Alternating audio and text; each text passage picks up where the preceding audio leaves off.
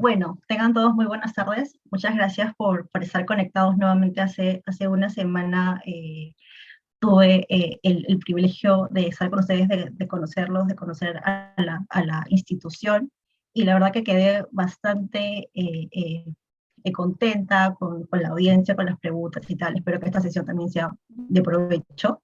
Y nada, el tema que me propuso Ryder ahora es este: procesos cautelares en procesos de violencia contra la mujer. Ciertamente estoy saliendo un poco de mi zona de confort porque, como han visto en la breve reseña que ha leído, mi especialidad pues son delitos contra el patrimonio, compliance, tengo un máster en compliance y tal. Entonces, sí que es verdad que los penalistas nos movemos en todos los ámbitos, ¿no? Pero ya verán que este tipo de procesos tiene parte civil y parte penal, es bastante particular. Entonces, cuando comencé les cuento un poco cómo fue este tema. Cuando comencé a revisar ese tema, a revisar la ley, a revisar la jurisprudencia y la doctrina, pues me di cuenta, claro, que ciertamente los procesos de violencia en nuestro país, lamentablemente desde hace un tiempo acá, son bastante recurrentes, ¿no? Entonces, uno que se especializa, y seguramente acá también hay varios, que se especializan en delitos económicos, ¿no? Yo solo veo penal económico, no, yo ya estoy haciendo modelos de cumplimiento, o yo solamente estoy viendo temas contra la administración pública y tal, pues se da cuenta, no sé cuántos aquí litigan, que dicen, oye, pero ¿cuántos clientes tengo, por ejemplo, que ven, o casos que tengo sobre corrupción entre privados, ¿no? ¿Cuántos modelos de cumplimiento estoy haciendo? ¿Cuántas asesorías a empresas sobre compliance estoy haciendo, ¿no? Y se da cuenta que, claro, el nivel, hablando de números, no es el mismo, ¿no? O sea, de hecho, los casos sobre penal económico todavía en nuestro país, pues son bastante bajos a comparación, por ejemplo, de este tema. A lo que voy, y quiero que me entiendan, es que sí que es verdad que a veces los penalistas nos encandilamos con la teoría del delito, con la dogmática, me incluyo, ¿no? Amo la parte general, dicto parte general, y es el curso que más me gusta dictar en la universidad, parte general, responsabilidad de personas jurídicas, ¿no?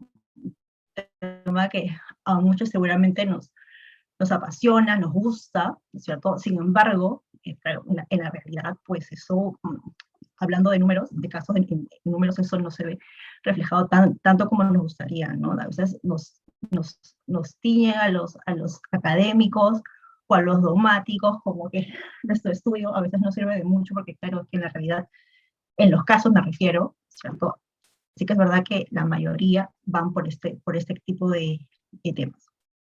Entonces, haciendo este breve preámbulo, ya quiero entrar de lleno a la exposición de ese tema. Y como les decía anteriormente, cuando comencé a ver, ¿cierto? Y a desmenuzar ese tema y tal, pues me he dado cuenta que acá hay de penal y hay de civil, ¿no? Porque cautelares, o sea, la propia palabra, ¿no? Cautelar.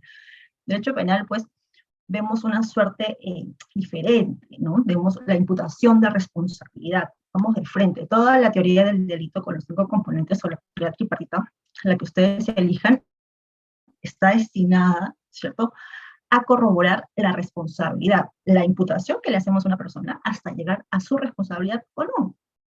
Pero nos matamos estudiando hace ciclos atrás, ¿no es cierto?, en base a esa imputación para llegar a una responsabilidad. En estos procesos cautelares no hablamos de una responsabilidad. La idea, ¿no es cierto?, se origina en base a otros criterios, tiene otra lógica, ha sido creado para otra lógica, ¿no?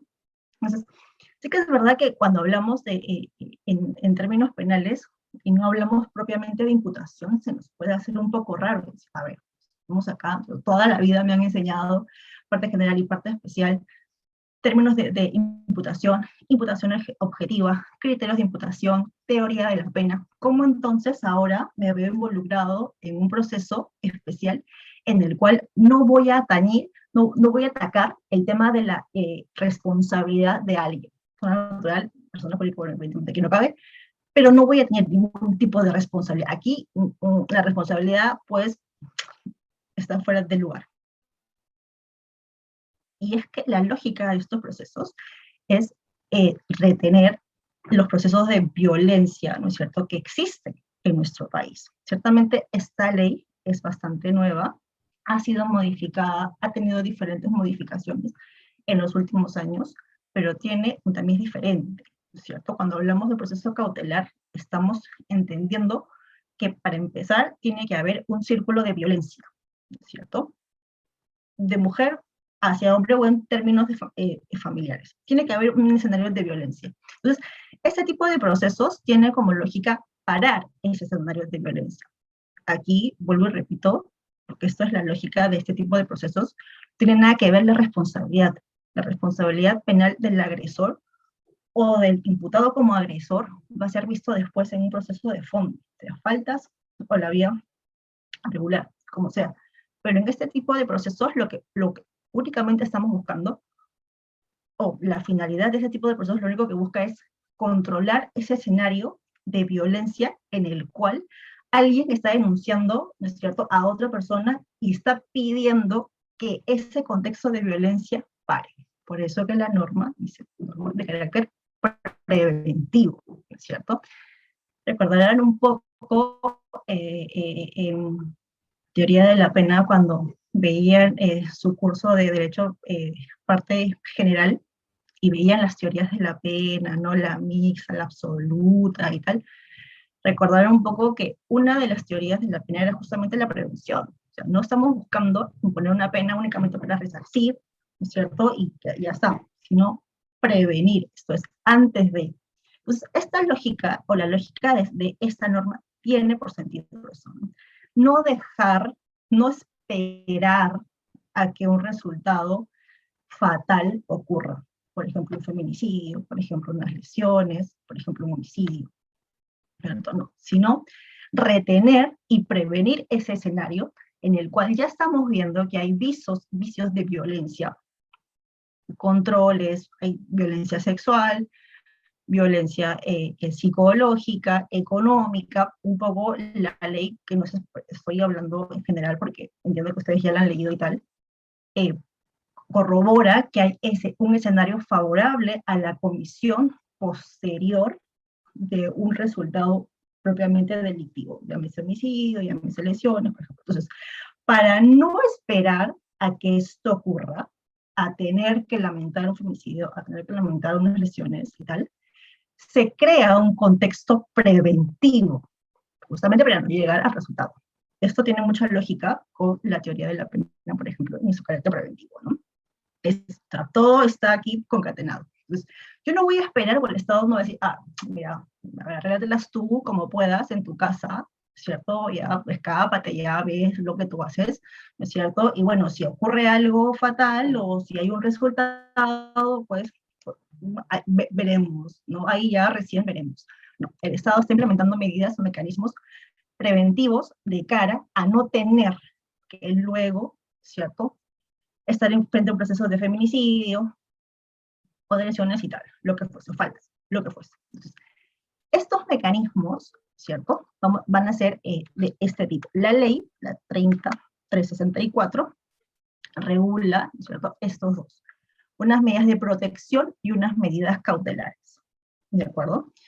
Estos se aplican para cortar lo que yo les explicaba anteriormente, el ciclo de violencia, ¿no? O sea, ya se están presentando dentro de la relación o del contexto familiar o de pareja, con o sin niños y tal. Ciertamente la ley es bastante laxa en ese sentido, no está únicamente restringida a que sea mi esposo, a que sea mi novio con título, porque no, si son salientes, entonces no, solamente no, el esposo, no. La ley es bastante amplia en ese sentido y abarca todo tipo de relaciones interpersonales de carácter sentimental y o sexual entre dos personas. O sea, aquí ya verán también que esta ley es bastante amplia, contempla bastante cosas, ¿no? Antes que lo que en un proceso civil propiamente dicho, en un proceso penal propiamente dicho, hay cosas pues que no se permitirían, ¿no? Formalidades propias del siglo anterior que no se permitirían. Sin embargo, como la lógica de este tipo de procesos es preventivo, ciertamente hay un afloje en el tema de formalidades. Y esta ley, ¿cierto? No es que se saltan las formalidades y digan, mira, a ver, acá, ¿no es cierto? Hay que proteger la vida y la integridad de la mujer y tal, nos pasamos, ¿cierto? Todas las formalidades y tal. No, sí que es verdad que teniendo como lógica principal prevenir, son bastante flexibles en el tema de formalidad, ya vamos a ver también plazos, en el tema de requisitos, y tal, ¿de acuerdo? Entonces, quiero que tengan en claro bien esto y por qué estamos en este tipo de proceso. ¿Cómo yo voy a diferenciar este tipo de proceso? ¿No es cierto? Que ahora me está contando esta mujer, ¿no? Con el proceso penal que he visto toda mi vida, ¿no? Con el proceso civil que he visto toda mi vida, ¿no? ¿Qué de especial tiene esto? Porque claro, si es que lo están normando en un cuerpo normativo, para la redundancia, diferente, es porque algo de especial tiene. De lo contrario, hubiese sido agregado en el Código Penal, en el Código Procesal Penal, el Código Civil, y ya está, y estaremos hablando de este tema, ¿no? Sí que es verdad que si está separándose este tema específicamente en un cuerpo normativo, es porque merece un interés especial. Entonces, les comentaba que acá hay involucra una acción inmediata, ¿no? Esta ley es de aplicación inmediata. Esto implica, ¿esto qué quiere decir? Que todas las acciones que van a estar amparadas en esta norma tienen por vocación ser inmediatas. Ya les decía que el tema de la formalidad aquí es bastante flexible justamente por eso. No se requiere firma de abogado. Imagínense ustedes, ¿no es cierto?, una apelación. La apelación que han visto toda su vida en su carrera profesional. Fundamento de derecho, que el petitorio, que tiene que estar bien colocado, cuál es la fundamentación jurídica, porque si no, no te lo eleva. Que tiene que estar planteado dentro de determinado plazo y tal. Si tú no lo haces, ¿cierto? Al menos de forma correctamente, no lo van a elevar. Ese escrito no lo van a elevar. Así de simple, ¿no? Entonces, ese tipo de formalidades en este tipo de procesos especiales han quedado descartados.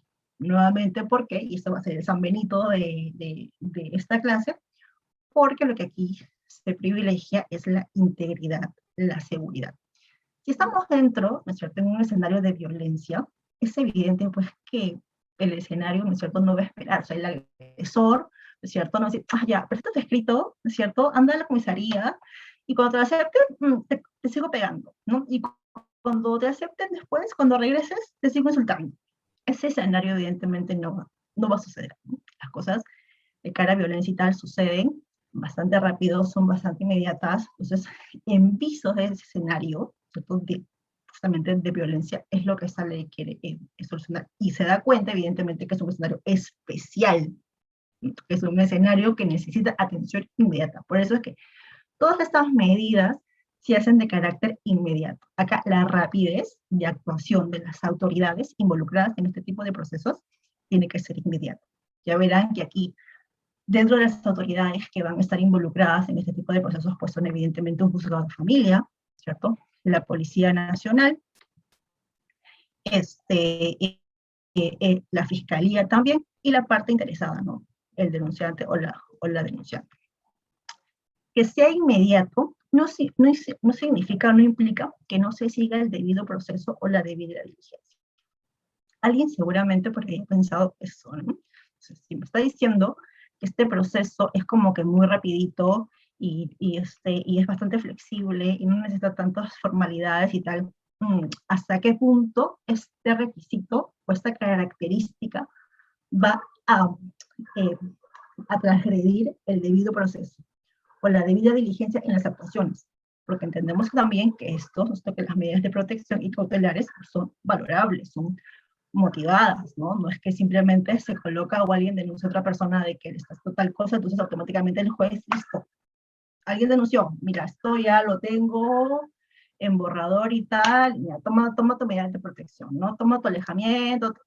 No, efectivamente, como toda medida en derecho, es fundamentada, es razonada, y eso es propio y es un derecho de todo justiciable, eso es de ley. Entonces, tal cual, ¿no? Eso no se puede, aún así, por la premura del caso, por la sensibilidad del caso, por la rapidez que el caso merite, pasarse por alto. Entonces, sí que es verdad que hay que actuarse, en estos casos hay que actuar con bastante rapidez, pero eso no significa que el debido proceso se va a vulnerar. Eso no significa que vamos a hacer cualquier cosa o que las autoridades van a actuar de cualquier manera con tal de que a la víctima no le pase nada, vulnerando, por ejemplo, el derecho de defensa, ¿cierto? La persona aludida como agresor, de ninguna manera. La lógica de esta ley es actuar con rapidez, la lógica de esta ley es prevenir que ocurra algo con mayor consecuencia o más lesivo y tal, pero eso no implica que el procedimiento en el cual se va a desarrollar este proceso sea o esté en contra de, valga la redundancia, el debido proceso, no se motive correctamente, no hay una debida diligencia en la suerte de investigación, porque acá sí que es verdad que va a haber un debate, presentar documentos, presentar pruebas, se va a tener que investigar tal cual, en una audiencia única, sí, vuelvo y repito, porque la lógica de este proceso es que es inmediato, no pueden haber varias audiencias, porque las agresiones no pueden esperar, evidentemente. ¿No? Pues, mira, es que mañana tengo la audiencia, y si quieres pegarme, pues vas a tener que esperar porque mañana tengo la audiencia. No, eso evidentemente no ocurre, ¿no? Es por eso que acá hay una única audiencia para otorgar estas medidas en aras, ¿no es cierto?, a la rapidez con la cual se debe de actuar. Eso no implica que por ser una única audiencia o el tiempo que se dicte esta, o que se valore esta, implique una vulneración al debido proceso. Eso siempre tiene que estar perenne, presente en todos los procesos y en todas las actuaciones en las cuales uno como abogado, como parte fiscal o como juez o como justiciable actúa. Eso es clarísimo. Son medidas transitorias, no definitivas. Si el contexto de violencia en el cual se originan estas medidas o ameritan tomar estas medidas cesan, pues ya no tiene sentido que se continúen con medidas de protección. ¿De qué te voy a proteger si el escenario de violencia ya cesó? Si ya tienes posteriormente una sentencia, ¿cierto?, o el proceso ya terminó, ¿para qué voy a mantener unas medidas cautelares a tu favor o en tu contra? No tiene sentido, porque estas medidas están orientadas únicamente a apaciguar ese escenario de violencia en el cual se ha originado este conflicto, ¿no es cierto? Tal cual. Entonces, se origina conflicto, yo pongo paños fríos con medidas de protección y cautelares, cesa el conflicto, quito los paños fríos. No tiene sentido que yo continúe, ¿correcto? Ya verán que la lógica, ¿cierto?, es completamente diferente al proceso penal. El proceso penal, ¿no es cierto?, y muchos críticos, incluso de la teoría de la pena, decían, no siempre el derecho penal llega súper tarde, ¿no? Siempre llega cuando ya están muertos, siempre llega cuando ya la persona le robaron, ¿no? Siempre llega cuando ya lo estafaron, siempre llega cuando ya lo lesionaron, ¿no? Siempre llega cuando ya lo violaron, o sea, siempre llega al final, ¿no? O sea, como que nunca, ¿cierto?, el derecho penal puede llegar a tiempo. Entonces, ¿de qué nos vale el derecho penal? Solamente para castigar a alguien que ha hecho algo indebido, algo contra la norma y ya está. O sea, el derecho penal siempre llega al último, ¿no? No es que las autoridades lleguen al último, no es que la policía llegue al final, porque lo lleva al último, no, es que totalmente dentro de las políticas del Estado, el brazo correctivo, el brazo sancionador, que es el derecho penal, la política criminal en sí, específicamente el derecho penal, pues siempre llega al final. Entonces siempre se le ha criticado esto. De esa manera, el Estado ahora está otorgando medidas que apacigüen esto, que pongan paños fríos a este tema justamente para no llegar a consecuencias fatales a futuro. ¿Sirve o no sirve? Sí. A ver, en teoría todo es muy bonito, ¿no? Cuando hablamos de teoría de la pena, pues no, cuando hablamos de teorías preventivas y tal, todo es exquisito, todo es perfecto, ¿no? Eso se ocupa en la realidad, eso puede existir. A veces conversando con amigos que ven estos temas, me dicen, hay medidas de protección de alejamiento de una persona o de dos personas que viven en la misma casa. Pero, a ver, es que la necesidad hace que esas dos personas viven en la misma casa. Sin embargo, una, ¿cierto?, pidió medidas de protección frente a otra, que puede ser el hermano, la mamá, el hijo, quien sea, dentro del entorno familiar, ¿cierto? Pero viven en la misma casa. ¿Cómo no se puede cruzar en la entrada de la casa? ¿Cómo no se pueden cruzar en la cocina? ¿Cómo no se pueden cruzar en el baño? ¿Cómo no pueden interrumpir o no cumplir estas medidas de protección, por ejemplo, con alguien, viven en su casa, y eso pasa muchísimo. Y claro, uno se rompe la cabeza y dice, pero claro, acá la lógica, ¿no es cierto?, es que estén separadas. La lógica es que, ¿no es cierto?, que el agresor con el presunto agresor y el presunto agredido estén separados, no estén viviendo en el mismo entorno, porque justamente cuando están juntos genera, ¿no es cierto?, cuando están cercanos, genera este ámbito de violencia y este ámbito de conflicto entre dos. Entonces, ¿cómo es posible que dos personas que supuestamente se están agrediendo con medidas de por medio, presentadas y sagradas y tal, estén viviendo bajo el mismo techo? No tiene mucho sentido. Ya les digo, en la práctica, la voluntad del legislador y la voluntad del Estado ha sido un poco para esto. Que en la realidad, por temas económicos, por temas sociales, por temas personales, no se pueda cumplir, esto es siempre un tema aparte, ¿de acuerdo? Pero la voluntad y la lógica de este tipo de normas es muy bueno. O sea, te estoy alejando, estoy apaciguando, estoy controlando, estoy poniendo paños fríos a tu estación para no tener que luego resolver un feminicidio, para luego no tener que resolver unas lesiones, para luego no tener que resolver un homicidio, ¿no es cierto? Entonces, por la lógica teóricamente va perfecto. Así que es verdad que a veces en la práctica en nuestra sociedad, en nuestra idiosincrasia, parte de necesidades, no se aplique es otro tema, pero teóricamente va bien. Entonces, ya de entrada verán que hay dos tipos, ¿no? Unas medidas de protección y unas medidas cautelares. Cada uno evidentemente tiene una diferencia y una finalidad específica. El contexto sigue siendo el mismo, pero sí lo vamos a venir diferenciando normativamente, pues son dos tipos. Entonces, los criterios para el otorgamiento de medidas de protección. Claro, evidentemente, pues tiene que haber un riesgo a la víctima. No se puede otorgar una medida de protección cuando todo es felicidad en la casa, en el entorno familiar, en la pareja. No tendría sentido. Tiene que haber un tema de violencia, tiene que haber un tema de riesgo. A ver, ¿qué te está pasando? ¿No? ¿Qué consideras tú que te está pasando, que estás viniendo a denunciar a la comisaría, para que nosotros comencemos a activar el aparato estatal, incluso no aún habiendo propiamente un delito, pero ya comencemos a activar medidas protectoras a favor tuyo? La urgencia y necesidad de una protección. Nuevamente, centrados en el hecho o un conjunto de hechos, ¿cierto? Se crea una necesidad, se crea una necesidad de proteger a esta víctima que está denunciando contra ella misma, contra sus hijos o contra otras personas. O sea, un poco, ya hemos dicho que las formalidades aquí quedan un poco desplegadas, un poco desplazadas. Aquí lo que se necesita es proteger y brindar la ayuda más pronta posible frente a un caso posible de agresión. Un estado de vulnerabilidad de la víctima. Dentro de este contexto y dentro de este hecho es evidente que la violencia ocasionada va a generar un estado de vulnerabilidad, ya sea de tipo psicológico, ya sea de tipo físico, ya sea de tipo económico también. Todo ese tipo de violencia que está regulado, que está contemplado ahora dentro de esta normativa, incluye también este estado de vulnerabilidad, ¿correcto?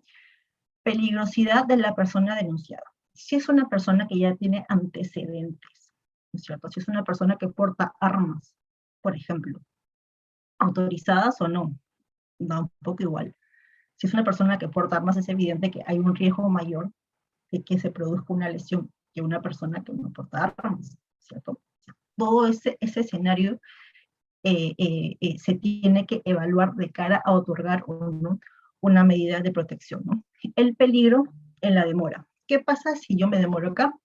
Nunca mejor aplicado esa famosa frase, ¿no? Que justicia que tarda no es justicia, ¿no? Justicia que se demora no es justicia.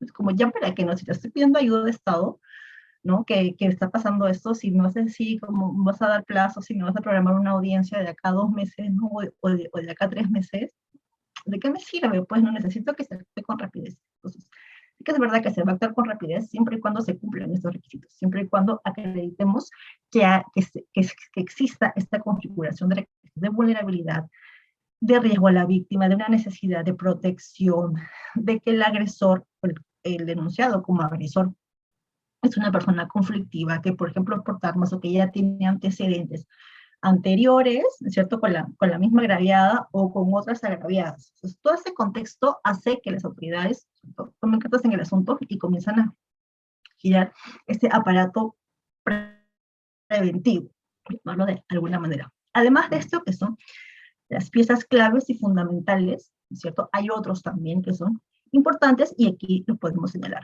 Por ejemplo, los resultados de la ficha de valoración de riesgos son más informes sociales. Previo a la evaluación, ¿cierto? El primer contacto que hace la denunciante de estos actos de violencia y tal, pues es el llenado de una ficha de riesgos, ¿no? Esto me hacía recordar un poco a los sistemas de compliance cuando hablábamos de mapas de riesgos. Y yo todo lo trato de juntar y concatenar, no trato de hacer una comparación de cómo va esto, ¿no? De cómo el derecho penal, que viene siendo una misma ciencia jurídica, puede ir aplicando a diferentes ramas. Por ejemplo, aquí cuando hablamos de un tema de violencia, como cuando hablamos de un tema de comisión de delitos frente a un sistema de compliance. Entonces, el tema de compliance, los que hacen programas de cumplimiento, los que están ya más entrenados en ese tema, saben pues que uno de los requisitos, incluso para la eficacia del programa de cumplimiento, es la elaboración de un mapa de riesgos. Un mapa de riesgos que hace la propia empresa, ¿no? Clarísimo, un mapa de calor y tal. Claro. Entonces, aquí también va a haber un mapa, una suerte de mapa de riesgos, pero más que mapa de riesgos, es una ficha de valoración de riesgo, ¿no? Esta ficha yo la tengo más abajo, pero se las puedo mostrar aquí de una vez, que es más o menos esta, está compuesta por 18 o 19 páginas, y es una ficha, ¿no es cierto?, a manera de cuestionario, ¿no? Porque ciertamente la valoración de riesgos a profundidad pues la debería de hacer un psicólogo, ¿no es cierto? La pericia psicológica, pasar quizás por una cámara gesell y tal, quien debería de valorar y actuar este tipo de conductas de peligro o de riesgo a este nivel debería ser un profesional llamado a hacerlo, pues debería ser un psicólogo. Sin embargo, el primer contacto que la denunciante va a tener, ¿quién va a ser? Policía, evidentemente, ¿no? Cualquier mujer que se esté agregada o una zona de atención, estos centros de atención a mujer y tal, pero la mayoría de casos pues acuden a la comisaría. Entonces, ciertamente se ha estandarizado, lo que busca esta ficha de valoración de riesgo es una estandarización, ¿de acuerdo? Entonces, por eso que por falta de tiempo y espacio no he podido colocar todas las hojas que componen esta ficha de valoración de riesgo, pero si ustedes son curiosos, ¿no es cierto? Y luego van o ya están googleando el tema, pues se van a dar cuenta que es una suerte de cuestionario, ¿no? Son preguntas bastante simples, evidentemente hechas en torno a lo sucedido. Por ejemplo, hace cuánto tiempo presenta este tipo de violencia, ¿no? En los últimos 12 meses, en los últimos 6 meses, en los últimos 2 meses, en las últimas 3 semanas, lo que fue, ¿no? La respuesta que dé la denunciante, qué tipos de palabras te dicen, qué tipo de agresiones has recibido, cachetadas, puñetes, solo palabras, mensajes de texto, etc. Entonces, son preguntas que se van a ir contestando y todo ese tipo de preguntas van a tener una valoración, ¿de acuerdo? Entonces, este tipo de valoración luego va a tener una sumatoria. Y dependiendo de esa sumatoria, el riesgo va a ser calificado. Por eso que tenemos un riesgo leve, un riesgo moderado y un riesgo severo. Esto es bastante matemático, ¿no? Si ustedes ven, ¿no? Pero la persona, pues, evidentemente que aquí quien llena este formulario, es el entrevistador que llena este formulario, tiene que estar bien entrenado porque él va a colocar ese puntaje. Por eso era necesario, y por eso tiene lógica que este instrumento sea estandarizado, ¿no? Que no lo aplique al tipo, no sé, imaginemos pues que un efectivo policial sea muy entrenado en el tema y tenga mucha experiencia, ¿no es cierto? Y tenga cursos y haya llevado con Odeápolis, ¿no? Sus conferencias y tenga diplomados y tal, ¿no es cierto? Y esté como que súper entrenado, hará seguramente preguntas, ¿no? Porque claro, quien estudia y quien entrena pues tiene una mejor capacidad de razonamiento y tal, entonces hará unas preguntas precisas, ¿no? Y tal, frente pues a otro efectivo policial o a otra persona que recién sale de la escuela o que tiene muy poca experiencia o que no se preocupa por su preparación, ¿no es cierto? Y tal. Entonces, claro, ¿verdad? Pues preguntas, ¿no? No tan buenas, ¿no? Era un informe más o menos, ¿no? Por ahí. Entonces, lejos de avisorar quién es la que te está haciendo la pregunta, y precisamente para evitar este tipo de inconvenientes, es que se ha creado una ficha estándar en el cual se va a colocar ya las preguntas, ya están hechas, únicamente la persona, evidentemente bien entrenada, porque tiene que saber cómo llenar también esto, eso tampoco es que, ¿no? Se llene así como una encuesta, ¿no? Cuando tú vas al restaurante y te dice, ay, por favor, ¿podrías calificar eso, no? Cuando uno llama por teléfono, ¿no? Y luego de un servicio, dice, ¿puede hacer esta encuesta? Esta breve encuesta no le va a tomar más de 2 minutos, ¿no? Y entonces la encuesta, ¿no? Donde uno es muy malo y el 10 es excelente. Entonces usted califica, ¿no? ¿Cómo califica nuestra atención? ¿Cómo califica la comida? ¿Cómo califica el personal que le atendió? ¿Cómo califica las instalaciones? Lo que fuese, ¿no? Entonces uno va colocando, ¿no? 1, 5, 6, 7 y tal.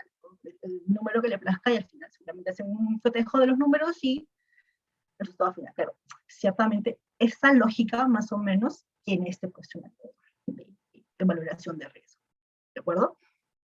Pero evidentemente con temas mucho más profundos, ¿no? En torno al tiempo, en torno a la forma, en torno a la cantidad de veces que se ha sufrido una agresión, qué tipo de agresión. Entonces, al final de esa sumatoria de números, pues se van a arrojar ciertos números y la persona pues lo va a calificar como leve, más no, documento más, nada, ese documento es bastante importante. El documento es bien importante que va a definir varias cosas que ya en slides posteriores lo vamos a ver. Entonces, la determinación del riesgo corresponde a un puntaje obtenido, claro. Dependiendo del puntaje que se obtenga al final de esta valoración, este llenado de preguntas, pues se va a obtener un puntaje y se va a calificar el riesgo y tal, dependiendo, evidentemente, si estoy calificando al igual que un mapa de riesgos en compliance, cuáles son los niveles a los que me voy a enfrentar, es evidente que la actuación que yo tenga como autoridad también va a ser diferente, ¿no? Y también las medidas que yo voy a otorgar van a ser diferentes. No es lo mismo un riesgo leve, ¿cierto?, que un riesgo severo. Hay una diferencia, no solamente de puntajes, sino también de intensidad, de formas de número de. Entonces, si estoy muy posible, altamente probable, comisión de un futuro delito, es evidente que las medidas de protección o las medidas cautelares que yo como juez vaya a dar a esta persona van a ser más intensas, que a un caso en donde apenas se presente un riesgo leve, ¿no? Que daré también en la misma proporción. Por eso que este documento es bien importante. No es el único, evidentemente, porque luego van a haber también pericias, va a haber la propia declaración de la agraviada, ¿no es cierto?, que van a complementar, pero sí que es verdad que este elemento, que este documento tiene carácter objetivo, a fin de cuentas, nos expresa números, no nos expresa grados, y sí que es verdad que este documento nos va a mostrar, ¿no es cierto?, un poco el talán de lo que en el proceso cautelar, después, posterior, vaya a suceder. Entonces, quien vaya a llenar esto, o sea, si la persona no es necesario que esté presente un abogado, pero si te toca, ¿no es cierto?, o les toca eh, asesorar un caso de estos, pues es evidente que tienen que prestarle mucha atención a ese tipo de documentos, ¿no? Saben que dependiendo de cada caso que uno enfrente, hay pericias que son muy importantes. En un caso de violación sexual, por ejemplo, ¿qué pericias son determinantes? Pues certificado médico legal, la pericia psicológica, ¿no? Que se puede hacer, porque esos son elementos corroborantes de lo que dice la víctima, ¿no? La víctima puede decir mil cosas, la víctima puede, ¿no es cierto?, declarar y decir pues, todo lo que le plazca, ¿no? Imputar responsabilidad a tal y, ¿no es cierto?, si esta persona fue la que me trajo sexualmente tantas veces, tantos días, en tantos lugares, me dijo tal, me dijo cual, bla, bla, bla, bla. Sí, te puedes crear una historia perfecta, te puedes crear un speech perfecto. La víctima puede estar entrenada, ¿no es cierto?, para declarar en cuantas veces sea y no confundirse en nada. O sea, eso puede pasar. Pero ¿cuáles son esos elementos complementarios que van a acreditar lo que la víctima dice? Porque recuerden que en los casos de violación sexual, como en estos casos, hay la mayoría de veces una víctima barra testigo, ¿no? ¿Cómo se evalúa la declaración de la víctima barra testigo? Esto es, cuando la víctima es la única testigo de estos hechos, ¿no? A veces, siempre digo, ¿no?, que hay delitos y delitos, ¿no? Hay delitos que son, que no interesa mucho en qué escenario se cometa, por ejemplo, un robo, ¿no? Un robo a mano armada, un bujiazo, que estás ahí esperando que cambie la luz, ¿no?, del semáforo en tu carro con tu celular, te rompe el una o se mete por tu carro, mete en la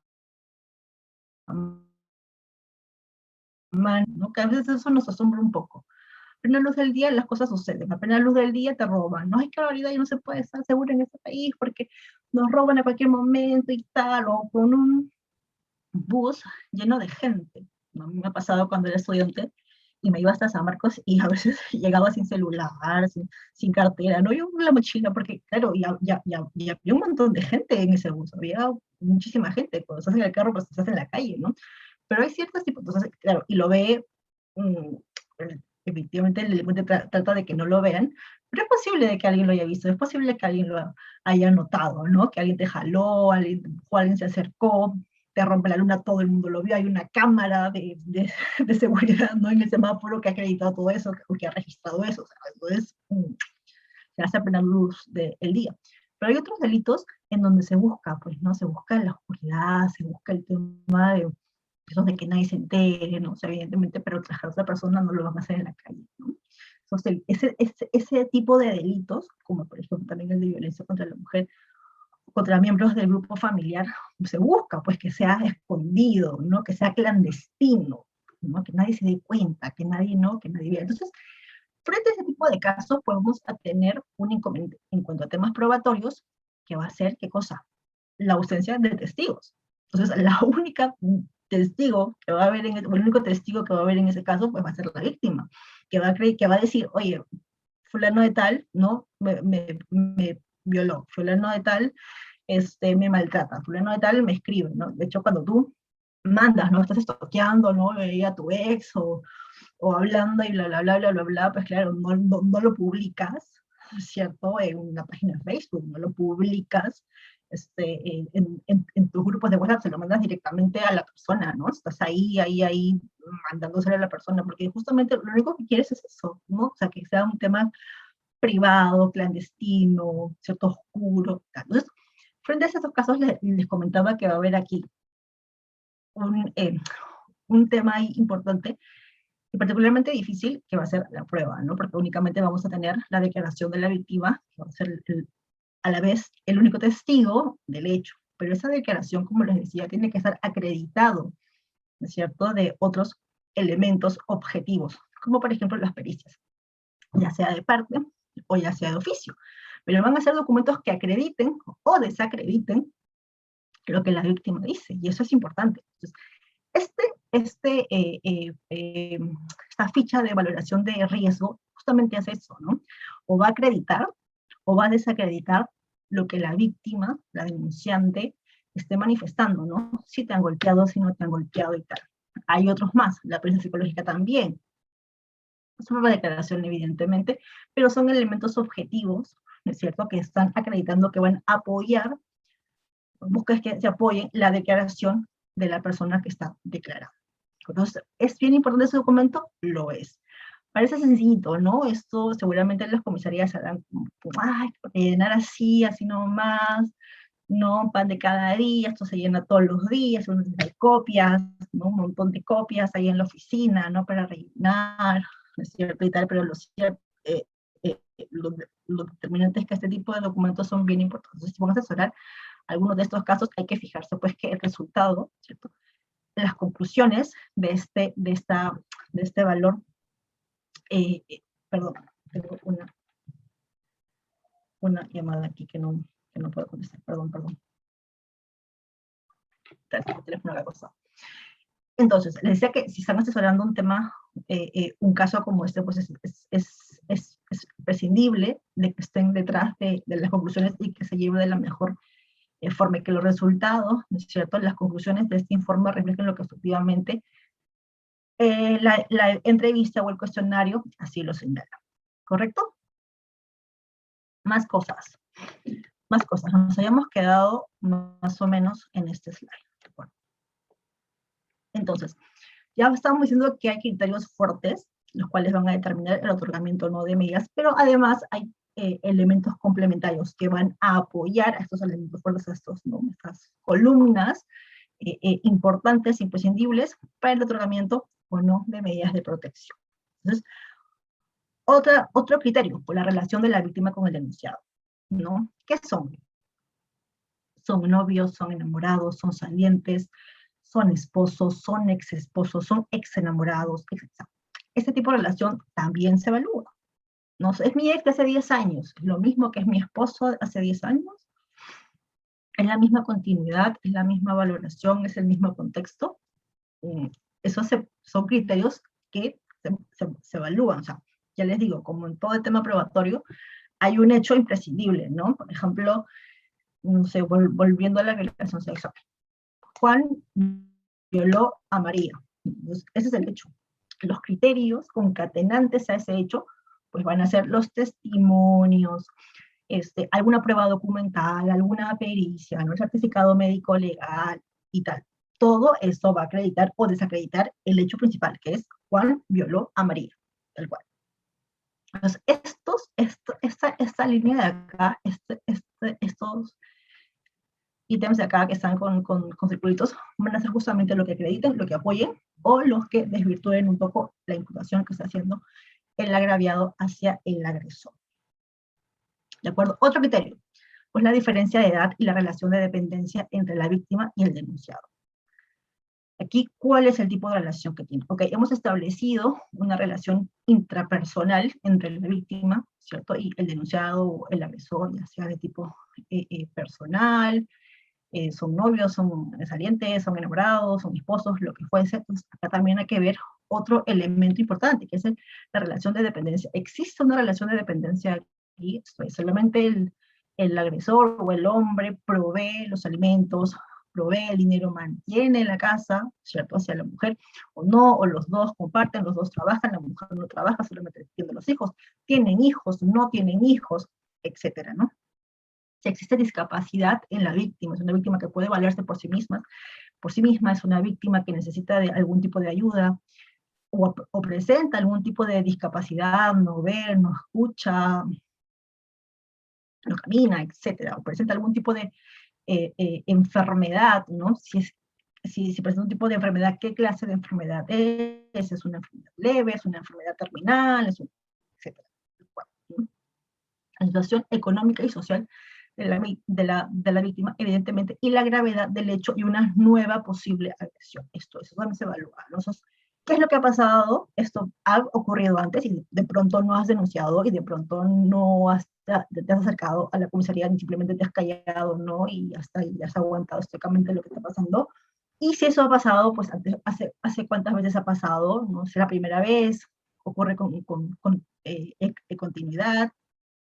Eso nos acredita o de alguna forma se desprende de que es posible o altamente probable que vuelva a ocurrir en un futuro otro tipo de ocurrencia como esa. Entonces, todos esos elementos van a estar concatenados y lo que va a hacer es que se evalúa al final la decisión de otorgar medidas de protección cautelarias, sí, y de serlo, qué medidas de protección se van a otorgar. ¿De acuerdo? Entonces, esos son los criterios que se deben de evaluar. Entonces, una vez que ya, pues, en abstracto, ¿cómo va la audiencia, no? ¿Cómo va este tema ya entrando un poco más a la práctica? ¿Cómo va el tema de la audiencia? Aquí les había adelantado que hay una audiencia única. Entonces, aquí se va a evaluar todo a la vez. ¿No? Aquí se va a demostrar, se va a debatir el tema de la agresión, si es posible agresión, la relación, todo lo que les he dicho acá, todo va a entrar en esta audiencia única. Entonces, esta audiencia única va a tener determinadas características y eso va a estar determinado por el nivel de riesgo. Por eso les decía, voy a bajar un poquito más aquí, que este documento de acá es bien importante porque nos va a marcar el talán ¿no es cierto?, en lo que en el proceso mismo involucra. Entonces, dependiendo de los resultados que aquí se obtengan, pues yo, por ejemplo, me voy a establecer frente a un tipo de audiencia. Y eso va a tener que ver pues con el riesgo, si sea leve o moderado, si el resultado me salió que fue un riesgo severo o no se puede determinar el riesgo. Para este tipo de casos, ¿cierto?, en función al riesgo, por eso lo he colocado en un naranjita más acentuado, van a tener ciertas similitudes y ciertas diferencias también. Una similitud, pues todos van a ser vistos en un flujo de familia, ¿no? Esto no importa si es severo, leve, no se puede determinar, da igual, da exactamente igual. El juzgado de familia es quien finalmente decide el tema, ¿no? El tema de las notificaciones también da igual un poco el riesgo en el cual nos estamos enfrentando de ese caso en específico, da igual, la notificación va a ser telefónica, correo electrónico, WhatsApp, ¿no? Es evidente que el tema, incluso ahora con pandemia, las notificaciones por WhatsApp sean inmediatas. Recordemos que este es un tema de premura del tiempo, de prevención, de que hay que salvaguardar en la vida, ¿no es cierto?, la integridad física de alguien que está reclamando, que está en una situación de peligro. Entonces, no, mira, es que te lo voy a notificar a tu casilla, ¿no? Como diciendo, doctora, tienes que poner la casilla. A veces a mí me rechazan porque el tema de la casilla, ¿no? Y yo estoy tan floja de ver la casilla y tal, y siempre pongo correo y teléfono, ¿no? No, no, doctora, me tiene que poner la casilla. Ay, bueno, está bien, le pongo la casilla electrónica, ¿no? Y si no, y tal. Si no, a ver aquí, quién te notifica todo, ya es muy WhatsApp, ¿no? Muy, ni siquiera correo electrónico, muy chat y tal. Y es que la virtualidad ha hecho que flexibilicemos un poco el tema de las notificaciones por temas de pandemia, y eso se ha visto, ¿no? De hecho, estamos teniendo este taller en un tema virtual. Sin embargo, eso no quiere decir, ¿no es cierto?, que si bien es cierto la notificación va a ser por un tema personal, como es el WhatsApp, o mensaje, o llamada, ¿cierto? Eso no significa que se esté vulnerando algún tipo de proceso o algún tipo de debido proceso, ¿de acuerdo? Recordemos acá siempre la lógica es guardar la integridad de una persona que está viviendo un tema de violencia. Entonces, bajo esa lógica, se van a flexibilizar algunos ítems, como por ejemplo el tema de las notificaciones. Cualquier forma que se entere o que yo pueda notificar a esta persona, ¿no es cierto?, que la audiencia va a ser tal día, tal hora, que se conecte a tal link y no sé cuánto, o que cuando se abran los juzgados, ¿no?, ya a gran escala con la normalidad que se hacía antes, pues no, te cito tal. Entonces, eso involucra pues que los temas de notificaciones se flexibilicen, y el interés principal que se quiera con ese tipo de notificaciones es que la persona se entere. Yo no sé cómo el secretario, ¿no es cierto?, no sé cómo hará, pero la persona se entera porque se entera, ¿no? Tiene que venir. Ahora, sí que es verdad que también dentro de esa flexibilización las partes no pueden, se lleva a cabo aún sin ni siquiera las partes estén. Eso es un tema que ya ahorita lo vamos a ver porque es bien importante. Entonces, el tema de notificaciones, ¿no? Check, acá hay una flexibilización, lo importante es que las personas se puedan enterar de esta audiencia. Acá está un tema diferencial. El tema de los plazos. Ya verán que aquí hay 48 horas, 24 horas, 72 horas. Y esta determinación o esta diferencia de plazos corresponde, dado cuenta, al nivel de riesgo. Si yo tengo un riesgo severo, esto es importante, altamente probable, ¿no? Si tú estás pensando en tu mapa de calor, ¿no es cierto?, en tu mapa de riesgo y en tu mapa de calor, es lo que pinta pues ya de rojo, ¿no?, de casi morado, ¿no? O sea, lo que está ahí, el peligro, el latente. Es evidente que la audiencia tiene que ser vista o llevada a cabo en un plazo pues brevísimo. No puede ser que a cada 5 días, 6 días, 7 días, cuando ya le pegaron, cuando ya la violaron, cuando ya la mataron y tal. No, esto tiene que ser ASAP, ¿no? As soon as possible.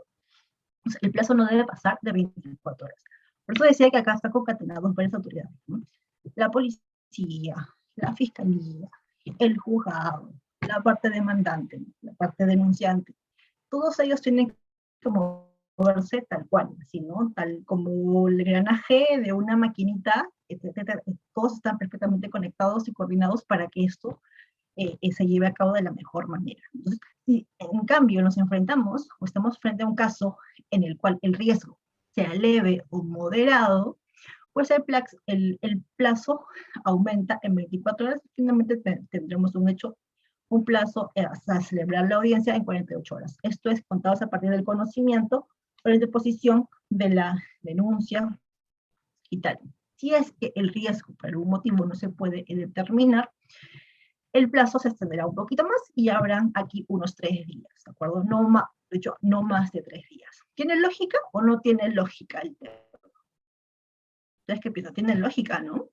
A mayor riesgo de una posible comisión de algo peor, ¿no es cierto? Del riesgo latente de que algo peor, ¿cierto?, se lleve a cabo, es evidente que las autoridades tienen que actuar con mayor rapidez, ¿no? A menor riesgo, ¿cierto?, de que algo ocurra, pues hay una mayor flexibilización. Ahora, 3 días tampoco es que, ¡hala! 3 días, wow, ¿no? 3 días son 3 días, o sea, sigue siendo también un tiempo corto, ¿no? Sí que es verdad que seguramente tú estarás pensando, no, ay, doctora, ¿cómo no quisiera, no, que mis procesos no se solucionen así, que mi denuncia que hice por robo agravado se denuncie, ¿no?, o funcione de esta manera, ¿no? Como no quisiera, ¿no?, que con esta rapidez se solucione. Y es que justamente, ¿cierto?, este tipo de casos, al tener otro tipo de lógica y al abrazar otro tipo de funciones y finalidades, tiene que tener pues también otra lógica y eso tiene que estar reflejado en los plazos. Entonces, si tú estás pensando en tu proceso, ¿no?, que está hace meses, si no es que años, ahí refundido, soñando el sueño de los justos, como dirían mis amigos del Poder Judicial, ¿no?, y está ahí el expediente durmiendo, ¿no?, y tal. Si seguimos esa lógica de esos procesos, pues es evidentemente que este tipo de procesos especiales no funcionarían, ¿no? No funcionarían, ¿no? Además, recordemos que en esos casos en donde tenemos nuestros procesos normales, ¿no?, corrupción, lavado y tal, son cosas o resultados que ya ocurrieron, ¿no? Ya te robaron, ya estafaron, y ya contaminaron el medio ambiente, ya, ¿qué más? Falsificaron, y ya hubo corrupción con los funcionarios, o sea, ya pasó. Acá esta lógica es que no pase. No, yo no quiero llegar a que esta mujer la maten, yo no quiero llegar a que esta mujer la violen, entonces voy a otorgar todos los medios posibles para que eso no pase, para que eso se prevenga y no pase hasta el resultado como, ¿no es cierto?, el proceso común y normal que siempre le gusta. Esa era la lógica. O sea, tenemos que entenderlo desde ese punto de vista para pues, poder saber en qué escenario nos movemos, ¿no? Otra diferencia, aquí, el juzgado, cuando estamos frente a un riesgo leve o moderado, pues el juzgado evalúa el caso y resuelve en audiencia las medidas de protección y o cautelares requeridas, ¿no? Cuando estemos frente a un caso con pronóstico de riesgo severo, pues el juzgado evalúa el caso y resuelve en audiencia, incluso, y ojo con esto, porque lo puse negrita, de ella. Esto es de la audiencia, ¿no? Las medidas de protección y o cautelares requeridas. Luego estamos cuando no se puede determinar el riesgo, esta actitud, pues el juzgado evalúa el caso y resuelve en audiencia las medidas de protección y cautelares requeridas. Está ahí el panorama. Volvamos, ¿no es cierto?, al cuadrado del centro, que señala, ¿no?, que se puede prescindir de esta audiencia. O sea, ¿qué no está queriendo decir, profesora?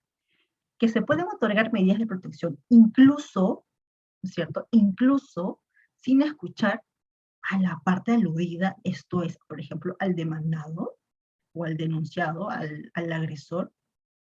Pues sí, recordemos que si la lógica es la prevención, si la lógica es el escenario latente de la posible comisión de un delito, es evidente que algunas formas pues van a ser imprescindibles, como por ejemplo, o prescindibles, mejor dicho, como por ejemplo la celebración de una audiencia. Y yo he puesto aquí, ¿no es cierto?, lo que ustedes seguramente ya están pensando, ¿no? El derecho de defensa, o sea, le van a poner ahí unas medidas de prevención.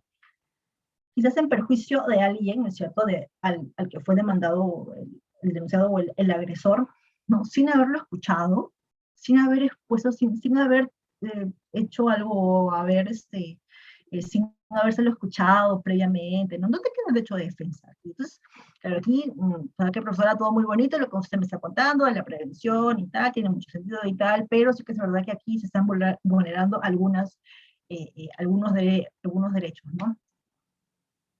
Es verdad que ese tema ha sido recurrente y el TC ya se ha pronunciado al respecto a través de esta sentencia, por ejemplo, la 3378 del 2019, en donde se establece justamente de que sí que es verdad que no se va a celebrar una audiencia cuando que es posible la no celebración de esta audiencia cuando nos enfrentemos a un riesgo severo, y esto está perfectamente justificado y es proporcional en vista a lo que se quiere prevenir, ¿no es cierto? Él dice, el derecho fundamental de la mujer a una vida libre de violencia es el fin que existe detrás de la intervención sobre el derecho de defensa cuando la judicatura dicta medidas de protección prescindiendo de la audiencia donde el agresor habría podido ser escuchado, ¿no?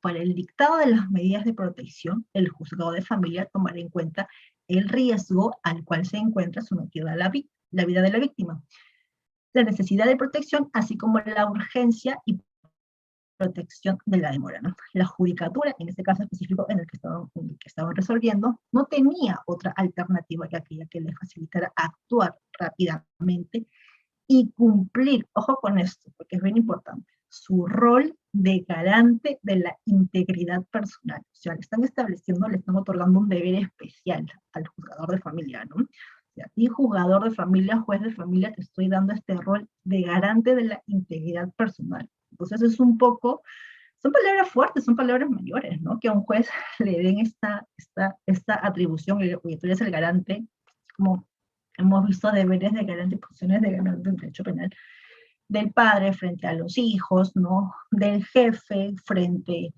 a los subordinados, ¿no? Cuando más arriba en una escala organizada y jerarquizada estás, ¿cierto? Pues es evidente que más deberes tienes. ¿Qué deberes son? Pues deberes de vigilancia, ¿no? Cuando tú estás en un despacho o en un trabajo, pues el jefe, el que está más arriba en esa organización, pues tiene deberes de control respecto a los subordinados, ¿no? Esto lo hemos visto, yo ya les digo que siempre estoy pensando en derecho penal económico, pues es eso, los deberes de garante se traducen en derechos y obligaciones, ¿no?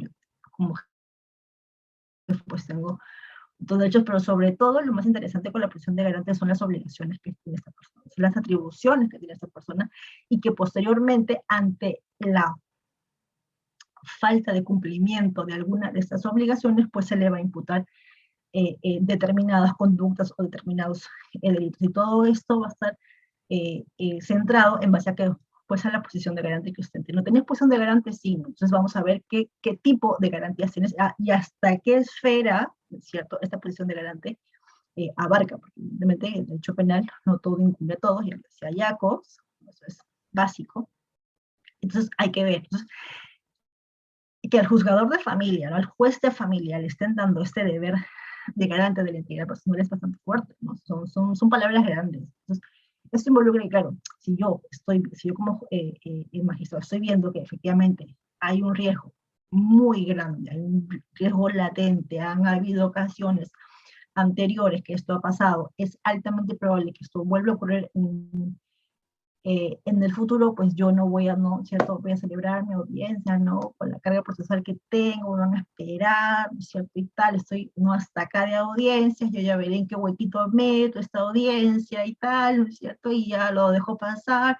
No, es evidente que acá hay una responsabilidad enorme, enorme frente, no solamente al juez, ojo, sino también a todas las autoridades que están involucradas en este caso, ¿no? Desde el policía que recibe la denuncia, de cómo actúe de manera diligente en la comunicación que le haga el fiscal, y este fiscal también cómo actúe, la diligencia que tenga de cara a solventar estos casos, de cara a actuar, si es un fiscal o un policía dejado, ¿no? Que tengo mucha carga, ¿no?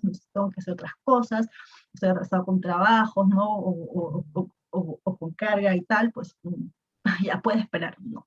Este tipo de casos no pueden esperar, ¿no? La naturaleza misma de ese tipo de casos es que no deben esperar, ¿no? Si se espera en ese tipo de casos, pues probablemente tengamos un resultado fatal, ¿no? Y eso es lo que es justamente lo que se quiere evitar. Entonces, de cara a eso, se tienen que flexibilizar, por decirlo de alguna medida, o de alguna manera, ese tipo de cosas. Entonces, no es que aquí estamos dejando de escucharte a propósito, no es que aquí, ¿cierto?, el juez, al no celebrar esta audiencia y dictar medidas de protección de manera autónoma, ¿cierto?, de mutuo propio, ¿cierto?, sin que haya este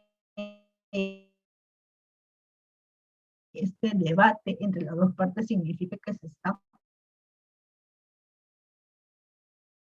ya, hacemos el test de proporcionalidad, nos enseñaron en la universidad, pues veríamos que justamente el interés mayor es la vida y la integridad de una persona, ¿no? Una mujer que está reclamando, que está pidiendo ayuda, que está viendo que le está pasando algo, que está necesitando ayuda y que está recurriendo a las autoridades justamente para que eso, lo que probablemente, y no se quiere que pase, pues ocurre en un futuro. Entonces, eso. Entonces, cuando ocurren ese tipo de casos y luego te llegan tus medidas sin el debate, ¿no es cierto? El debate, que ustedes ya, capos, seguramente el proceso penal, entenderán que en todas las audiencias que hay debate, pues, ¿no?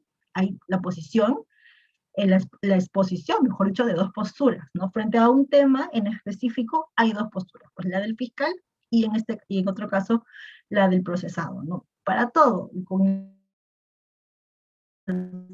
nuestro audio, todos son audio. Entonces, ¿cómo es posible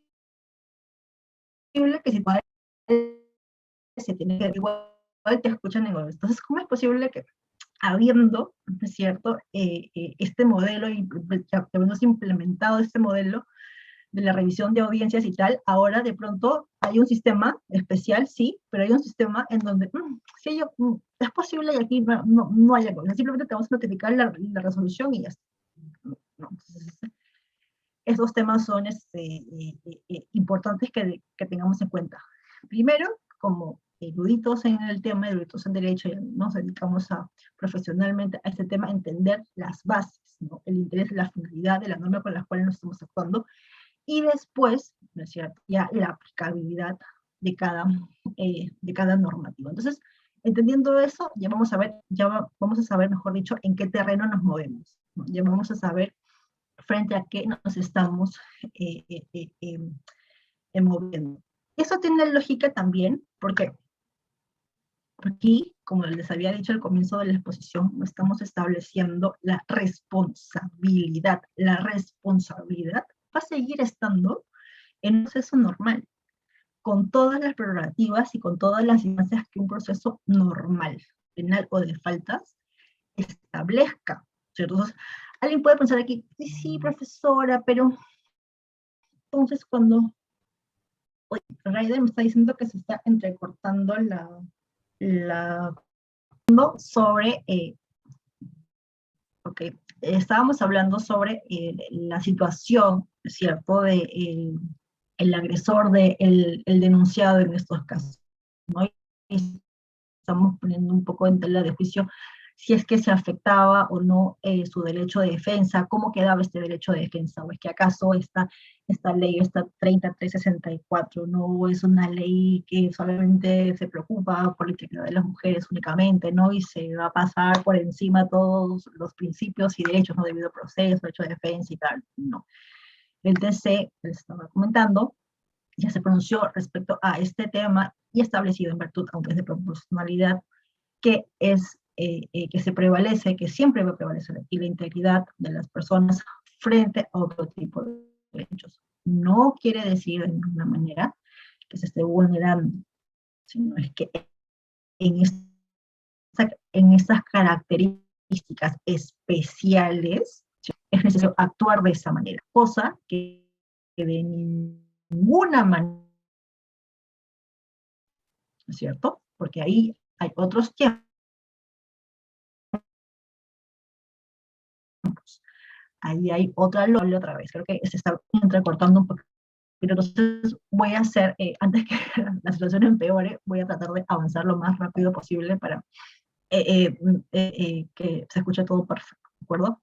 Entonces, Continuábamos con este tema. Entonces, eso es lo que involucra. En un proceso normal, en un proceso penal, el normal, bueno, ya sea sumario u ordinario, esta lógica no tiene cabida, ¿no? Porque ahí la lógica es la imputación de responsabilidad. Y para imputar responsabilidad, pues hay una suerte de etapas, hay una suerte de momentos, ¿no es cierto?, que hay que respetar y que se siguen. Y ahí, sí que es verdad que todos tenemos premura del tiempo en cuanto a la resolución de casos.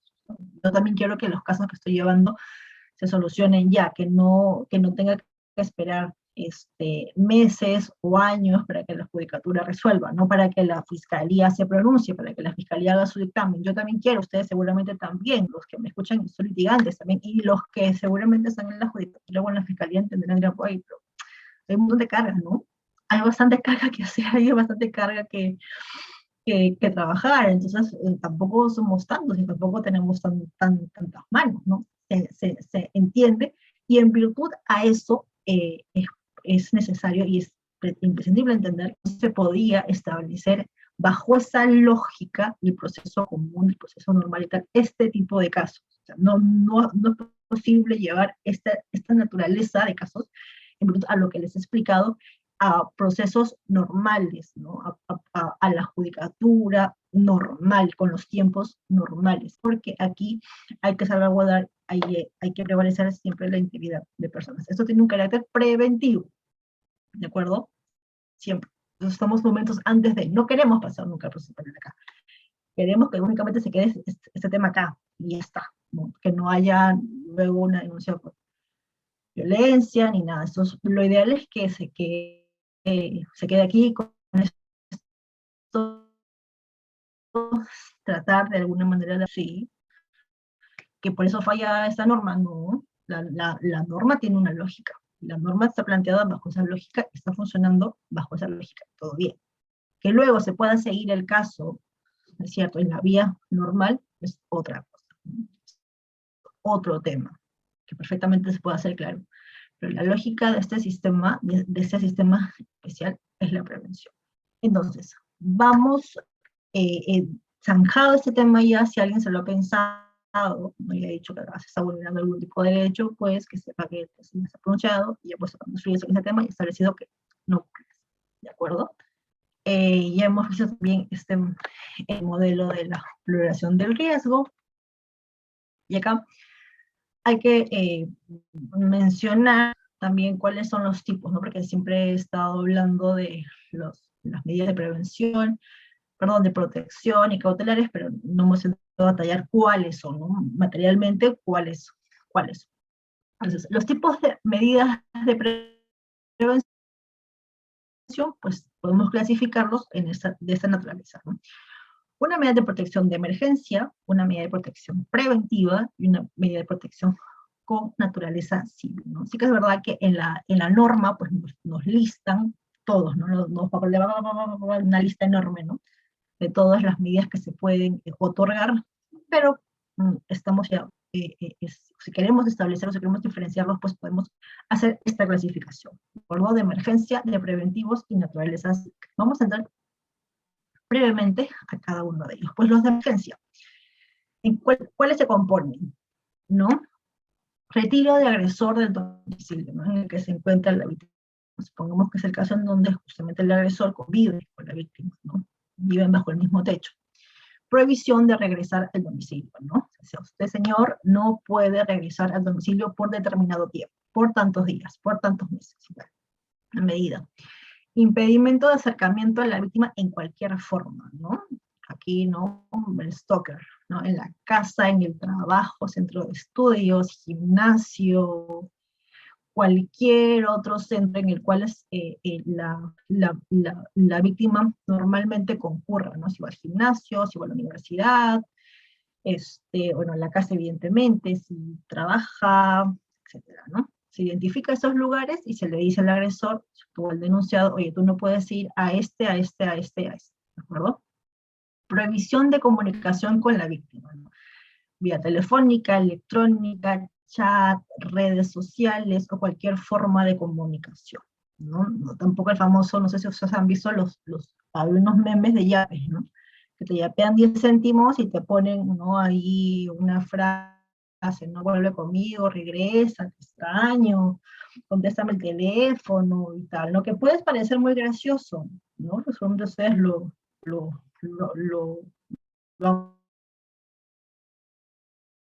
lo han visto, ¿no? En las redes sociales, hay que estar bloqueado de todos, ¿no? De todo tipo de comunicación, y no le queda otra, pues, no que yapearte, y ahí en la parte de mensajes, mandarte ese mensaje, ¿no? Entonces, eso también acreditaría, ¿de acuerdo? Eh, Asignación económica de emergencia que comprenda lo indispensable para atender las necesidades básicas de la víctima, ¿no? Si es que, por ejemplo, en el económicamente a la víctima, pues acreditar que esto continúe, ¿no? No es que porque una medida de protección pues, denunciar eso significa que ese tipo de asignación económica, ¿no? Esto también está protegido y es parte de una protección de emergencia. Ya verán que todo es muy inmediato, ¿no? Todo es muy de contacto. No vayas a mi casa, no vayas, o si estás en la casa, te retiras. Es, no físicamente ni virtual, WhatsApp, redes, no Yape, lo que fuese, es otra vez tipo de contacto, no físico, pero sí virtual. En las características con las medidas de protección preventivas, por ejemplo, tenemos estos casos de aquí, ¿no? Prohibición del derecho de tenencia, ¿no? Y porte de armas para el agresor, ¿no? Supongamos que sea un agresor que tenga, que porte armas, ¿no? Ya sea con legitimidad o no, da un poco igual eso. Aquí le quitamos absolutamente toda la capacidad de portar armas. Un inventario de bienes, ¿no? En la casa en donde conviven, o en lo que fuese, sobre todo en el espacio físico donde conviven, pues, por ejemplo, un inventario de las cosas que se está quedando, de las cosas que se está llevando, etcétera, ¿no? El albergue de víctima en un establecimiento en el que se garantice, ¿no? Supongamos que la víctima no se puede quedar en la casa por algún motivo, con la que convive con el agresor, no es posible que el agresor salga de la casa, pues encontrar un espacio en donde la víctima pueda permanecer. Tratamiento reeducativo o terapéutico de la persona agresora, pues luego por un sistema psicológico o ayuda psicológico para la persona que ha sido denunciada. Un tratamiento psicológico para la recuperación emocional también de la víctima, ¿no? Porque es evidente que en casos de violencia, ¿cierto?, merecen ayuda psicológica, pues no solamente una parte, ¿no? No solamente la víctima, la que recibe la agresión o la que ha venido recibiendo la agresión, sino también el agresor, porque claro, no está bien, no es normal que alguien reciba agresiones, pero tampoco que alguien proporcione agresiones, ¿no? Eso de ninguna manera es permitido. Y sí que es verdad que la norma, ¿no es cierto?, establece varios actos de violencia, ¿no? Violencia no es únicamente te golpeo, te cacheteo, te jaloneo, te jalo el cabello, ¿no? La violencia se puede manifestar a través de diferentes formas, ¿no? Y esto no tiene nada que ver con el rollo empoderamiento de la mujer, mucho menos. Violencia es violencia, en cualquier escenario. Entonces, y eso es sancionable, tal cual. ¿De acuerdo? Entonces, la protección o las medidas de protección, no logro ver esto de aquí, de naturaleza civil. No, por eso yo les decía al comienzo que acá hay mucho de penal y de civil, porque sí que es verdad que estamos en un proceso de violencia, y todo lo violento pues tiene que ver con el derecho penal, pero también hay temas civiles aquí, hay temas civiles en los cuales también se va a discutir, al menos de manera preventiva, al menos de manera urgente. Ya entrará de igual forma que el derecho penal a establecer, ¿no es cierto?, el derecho civil respecto a estos puntos, en el proceso ordinario normalito en el que conocemos toda la vida, ¿no? Pero de cara a salvaguardar estos temas, ¿cierto?, de manera inmediata, se otorgan estas medidas de protección, ¿no? Por ejemplo, la previsión de disponer, enajenar, otorgar en prenda o hipoteca los bienes muebles o inmuebles comunes, ¿no? Prohíbe a la persona denunciada de retirar del cuidado del grupo familiar a los niños, a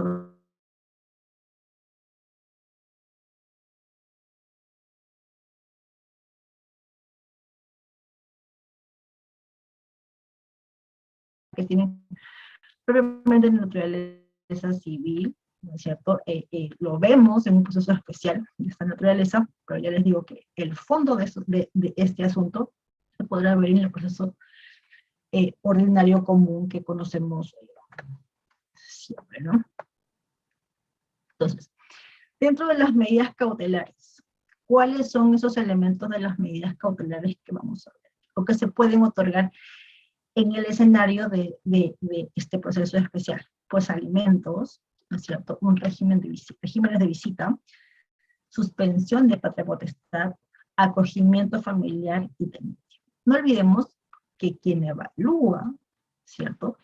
Estas medidas de protección va a ser un juez de familia. Entonces, para el juez de familia es bastante familiar, valga la redundancia, este tipo de temas, ¿no? Para un penalista es, ¿cómo vemos los alimentos aquí? ¿No? ¿Cómo vemos este régimen de visitas, la suspensión de la patria potestad, que son estrictamente civiles, ¿no? Con criterios civiles, con requisitos, y que todo está regulado en el Código Procesal Civil, en el Código Civil, ya, o sea, tienen su propio requisito, su propia lógica, así como nosotros vemos apelaciones y recursos de queja, ¿no? Y tal, y la elaboración de denuncias y todo eso que estamos los penalistas bastante familiarizados con este tema, pues sí que es verdad que aquí un poquito nos hace ruido, ¿no? Cuando vemos esos temas de acá nos hacen un poco de ruido. Pero que sepan que dentro de esto, dentro de este proceso especial, es válido que se establezcan de manera, nuevamente, y repito, hasta que se cancelen, de manera preventiva, este tipo de situaciones, ¿no? Que luego se pueda establecer en el proceso ordinario, sí, pero aquí es necesario al menos poner paños fríos frente a la situación de violencia que se está viviendo, ¿no? Que no llegue a mayores, porque claro, ante una única audiencia, ¿no? En la cual quizás el denunciado no esté presente, o la defensa del denunciado no esté presente, ¿no es cierto? Y tal, pues cómo se va a evaluar este tipo de criterios, ¿no? No solamente esos cautelares de acá, sino también estos de acá, ¿no? Los que habíamos visto aquí, la provisión y tal, y los tiempos, que no puedes ir a mi casa, no me puedes llamar, no me puedes buscar, ni nada. Entonces, ¿cómo se puede establecer esto en una única audiencia, ¿no? Alguien podría decir, bueno, esto que a veces va a durar horas, de horas, ¿no? Estas son esas maratónicas que van a durar, no son ciertamente maratónicas, son audiencias muy puntuales, porque recordemos que aquí lo que se establece es, lo que se busca establecer es buscar el escenario de violencia y prevenir el escenario de violencia. Entonces, a través de estas medidas, lo que se busca es, que el escenario de violencia cese, pues, que pare, ¿no? Que ya no más, si la persona te está busca y rogando y diciendo, insultando y llamando y tal, pues entonces yo tengo que poner un coto aquí, y el coto aquí es, no puedes llamarlo, no puedes ir a buscar, ¿no? Y tal, no te puedes llevar al psicólogo, tienes que ir de la casa, no puedes regresar a la casa. O sea, eso es el coto, ¿no es cierto? Que se tiene que poner.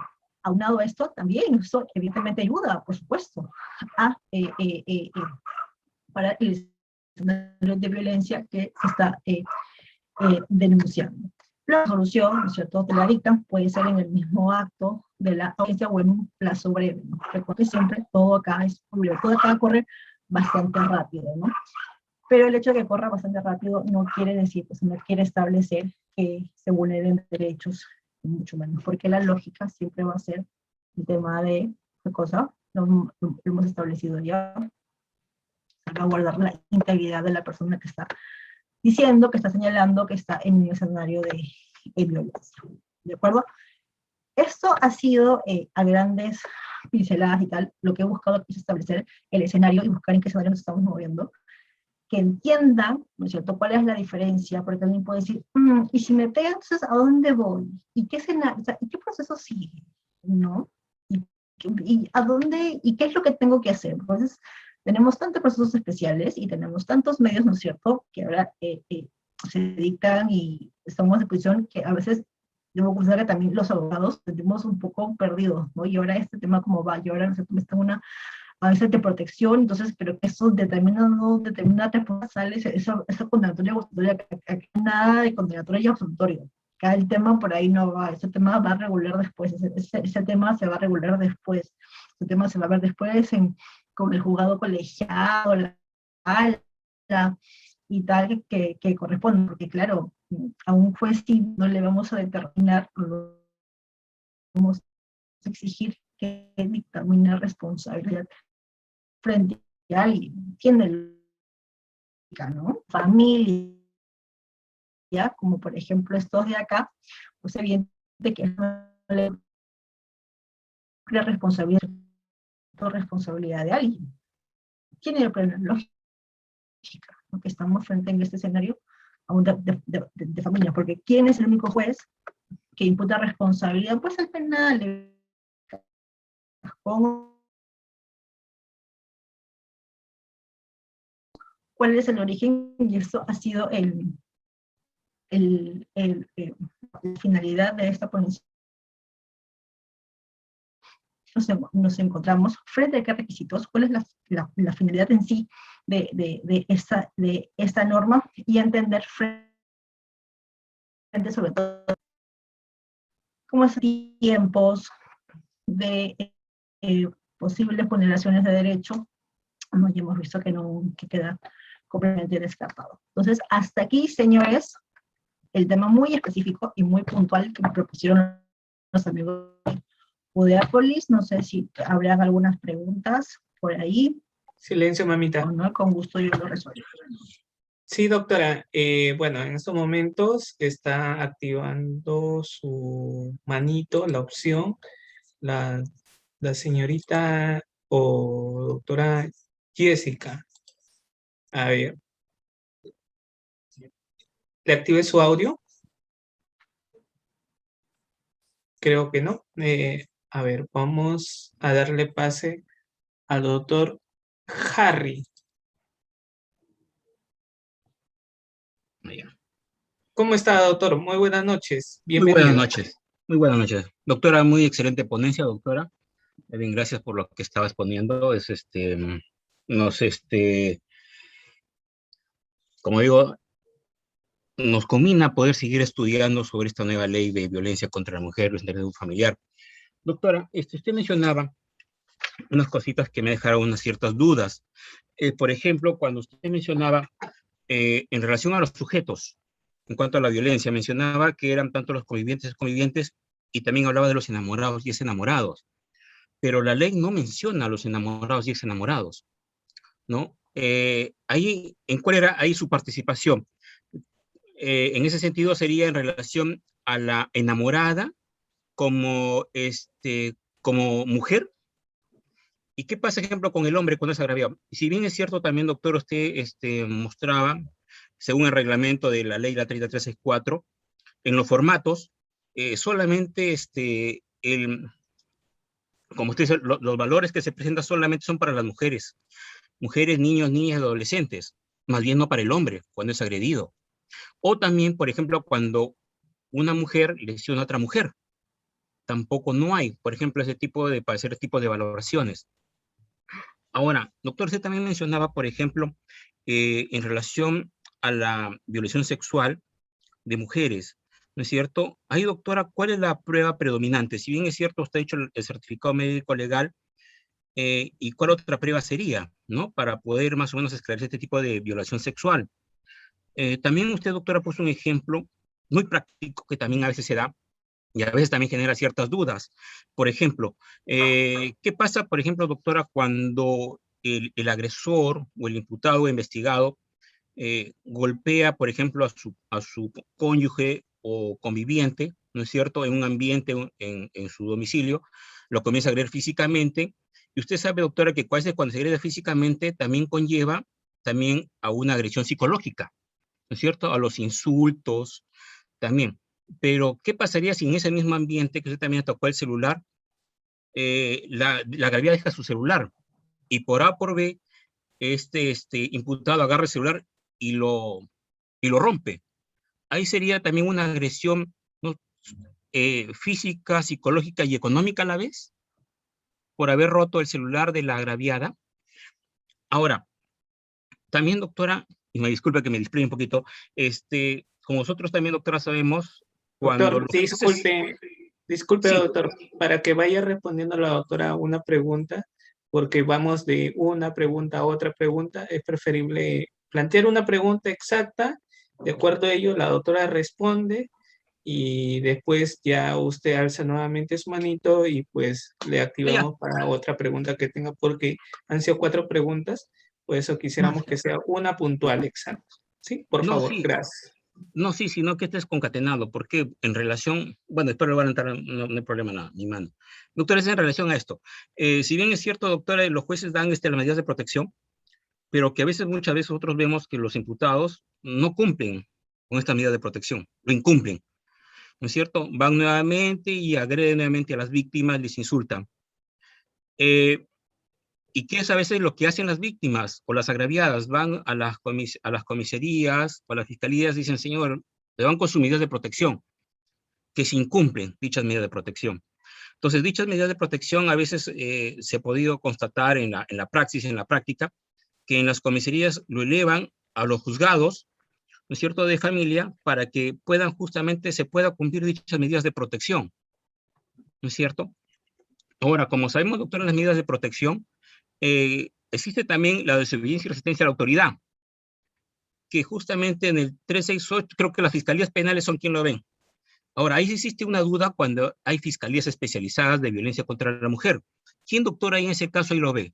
¿Las penales corporativas o las fiscalías especializadas a través con el artículo 368 del Código Penal o el 122b, inciso 6, que habla sobre la desobediencia y resistencia a la autoridad? Muchas gracias, doctora.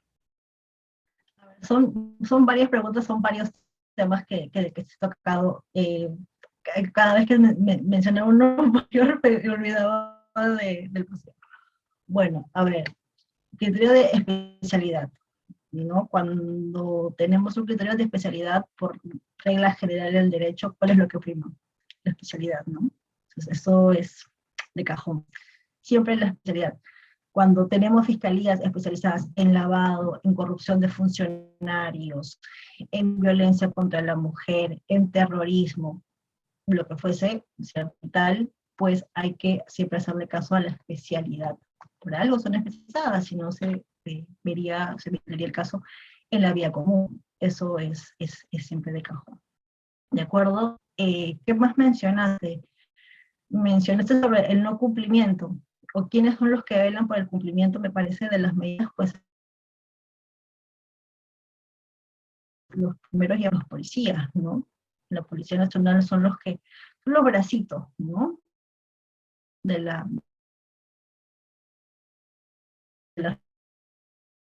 quien determina, ¿no es cierto?, quién señala los lineamientos o lo que va a hacer o lo que no va a hacer, las medidas, 1, 2, 3, 4, 5, las que fuesen, va a ser el juez. Entonces, eso también, ¿quiénes son los encargados de corroborar eso? Pues la Fiscalía. De hecho, la norma también señala que la policía debería de tener un registro de todas las personas que tienen las medidas de protección, ¿no?, actualizadas, un mapa, geomapas o lo que fuese, actualizado para que establezcan, para que corroboren y para que certifiquen que esas medidas pues se están dando correctamente, ¿no? Eso es chamba de la policía. Incluso dentro de las mismas comisarías, pues también hay policías, en su mayoría femeninas, que se encargan de ver estos temas, ¿no?, de violencia contra la mujer.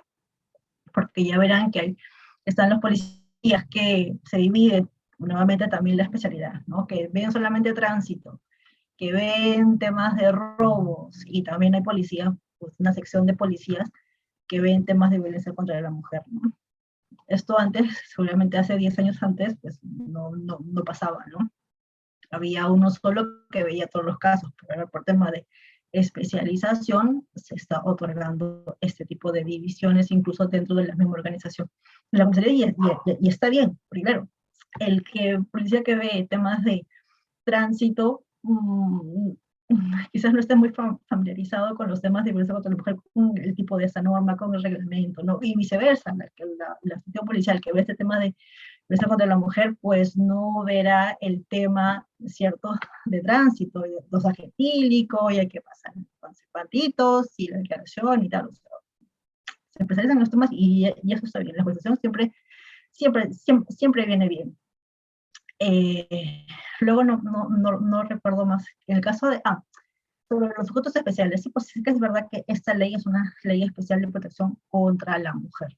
Eso, claro, con lo cual En violencia contra los hombres, sí, pues no está contemplado en esta norma. La norma evalúa siempre o está destinada con el sujeto pasivo de la mujer. Sí que es verdad que eso está apoyado y reflejado en los índices, ¿no es cierto? Y en los mapas y en los números de violencia que año a año arroja nuestro país, ¿no? Si fuese a la inversa, esto es, con indicadores en los cuales los hombres peruanos o los peruanos fuesen más agredidos, ¿no es cierto? Pues seguramente la norma cambiará o la norma se modificará o se hará otro tipo de normas y tendremos unos procesos especiales para esos casos, no lo sé. Pero la realidad que arroja nuestro país es que la violencia, en su mayoría, va contra las mujeres. Entonces es posible ante ese tipo de situaciones que el legislador haya otorgado estas medidas de protección frente a casos donde la víctima pues sea la mujer, ¿cierto? Eso es por diferentes razones, ¿no? De la misma naturaleza, ¿no? En donde siempre pues por naturaleza misma, ¿cierto? La mujer tendrá menos fuerza que el hombre, eso es un tema natural, eso es un tema, y eso, ojo, que eso no quiere decir que entonces los hombres tengan derecho a vulnerar la integridad de las mujeres, ni mucho menos. Pero sí que es verdad que hay que mantener o hay que adoptar medidas en las cuales se proteja esa situación, ¿no? Y ya digo que, lastimosamente, los números nos indican que esa tendencia es a la alza, ¿no? A pesar de que existen ese tipo de normas y a pesar que el Estado brinda este tipo de protecciones, los números no bajan, ¿no? Está como el gas, que siempre está subiendo, ¿no? Que siempre está a la alza, como el aceite, ¿no? Que siempre está con los números a la alza, ¿no? Que no se mantiene ni baja.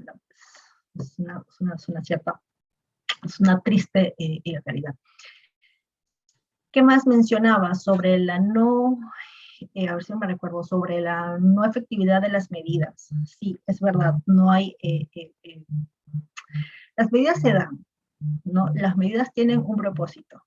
El propósito es de prevenir, el mismo nombre lo indica, posibles actos o de cesar actos de violencia. Eso es la voluntad de esta norma, que en la práctica, pues, no ocurran, que la práctica no suceda, eso también es posible. Es como cuando se dicta una condena, una sentencia condenatoria, y claro, y el delincuente pues vuelve, el condenado, ¿no? Habiendo ingresado o estando en libertad, vuelve a delinquir, ¿no? El reincidente o el habitual, ahí dependiendo de la proximidad con el hecho. Pues claro, ahí podemos decir, ay, el derecho penal ha fallado, porque mira, hay reincidentes y habituales, ¿no? Y encima lo regulan, ¿no? Hay reincidentes y habituales, entonces el derecho penal no sirve, no, tiene una finalidad, tiene una voluntad, ¿no? Tiene esa finalidad de reparar el hecho, sancionar, dependiendo también de qué teoría, desde qué punto de vista, de qué teoría de la pena adoptes. Nosotros tenemos la mixta, en el Perú al menos tenemos la teoría de la pena mixta, no, pero eso no tampoco significa pues, que el derecho penal entonces fracasa siempre, ¿no? Tampoco se puede meter, yo creo que por un caso frente a todos, eso también es importante indicarlo, y no me acuerdo qué más preguntas, yo creo que son casi todas. Sí, doctora, agradecemos nuevamente por su participación en Uriápolis. Han quedado muchas interrogantes, sino que tenemos ya acá minutos también con una ponencia en Derecho Constitucional, y la cual cerramos, imagínense, hasta las 11 de la noche. Es decir, wow. Sí. Usted sabe que trabajamos hasta feriados, doctora, no hay... excusas. Sí, doctora, y disculpe por quitarle su lunes de feriado, perdón. No te preocupes, al contrario. Pero se va a acostumbrar a ello, porque le voy a remitir. Sí, doctora. Bueno, agradecemos nuevamente a nuestros participantes. Gracias por contar con Uriápolis. Bueno, ha sido muy buena. Sí, las diapositivas se van a subir a través del aula virtual. Doctora, ¿me va a facilitar ¿correcto? Sus diapositivas. Sí. La próxima semana tenemos ponencia, eso sí El le conocimiento cuento. se comparte.